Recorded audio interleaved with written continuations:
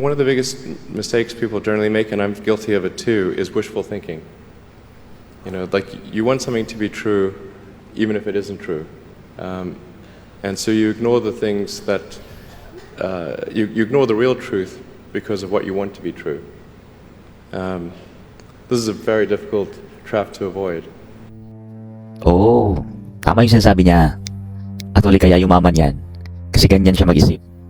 Hindi siya nagkakaroon ng pag-iisip na matataas at matatayog na hindi niya nakaya. Dapat kasi yan ang dapat matutunan ng mga tao.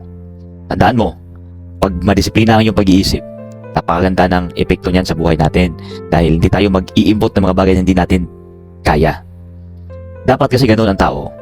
Dapat kasi tayo nag-iisip lang na kung ano ang kaya natin, na kung ano ang nararapat, at kung ano yung katotohanan. Wala tayong mag-isip ng mga malasuperherong kaisipan, yung mga bagay na imahinasyon. Yung iba sinasabi, libre lang mangarap. Pero kung yung pangarap mo, napaka-imposible na at hindi na talaga karapat-dapat, huwag mo nang gawin yun, kaibigan. Magkakaroon ka lang ng kasamaan sa iyong dibdib. Masasaktan ka lang. Hindi mangyayari yan. At ang masama pa doon, yung iniisip mo, sa kakaisip mo, pipilitin mo na hanggang sa gumawa ka na ng kasalanan at hindi tama.